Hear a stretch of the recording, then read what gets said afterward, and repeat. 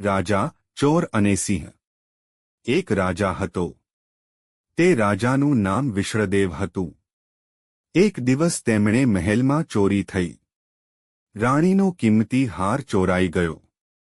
રાણીએ રાજાને ફરિયાદ કરી કે મારો હાર ચોરી ગયો છે. રાજાએ સૈનિકોને ચોરને પકડી લાવવા માટે હુકમ કર્યો. સૈનિકો ચોરની પાછળ ભાગ્યા. પણ ચોર તો જંગલમાં સંતાઈ ગયો. અંધારું થયું એટલે સૈનિકો ચોરને પકડ્યા વગર જ પાછા આવી ગયા. બીજી બાજુ ચોર જંગલમાં ગયો. ત્યાં તેણે જોયું કે એક સિંહ દર્દથી બૂમો પડતો હતો. ચોરે જોયું તો તેના પગમાં કાંટો વાગ્યો હતો. ચોર દયાળુ જીવનો હતો. તે ડર્યા વગર સિંહની પાસે ગયો અને તેના પગમાંથી કાંટો કાઢી નાખ્યો. સિંહનું દર્દ મટી ગયું. પછી સિંહ અને ચોર એ બંને મિત્રો બની ગયા.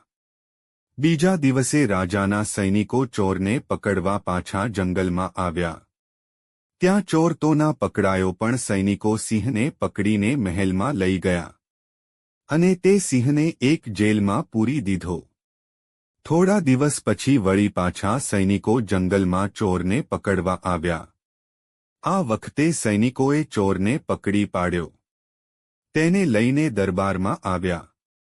ચોરને રાજા સામે હાજર કર્યો. રાજાએ તેને સજા આપતા કહ્યું, આ ચોરને ભૂખ્યા સિંહના પાંજરામાં નાખી દો. સૈનિકો ચોરને ભૂખ્યા સિંહના પાંજરામાં નાખી દીધો. રાજાને એમ કે સિંહ ચોરને ખાઈ જશે. પણ એવું થયું નહીં. સિંહ પોતાના મિત્રને ઓળખી ગયો અને બંને એકબીજાને ભેટી પડ્યા. સૈનિકો ખૂબ નવાઈ લાગી. તેમણે જઈને આ વાત રાજાને કહી.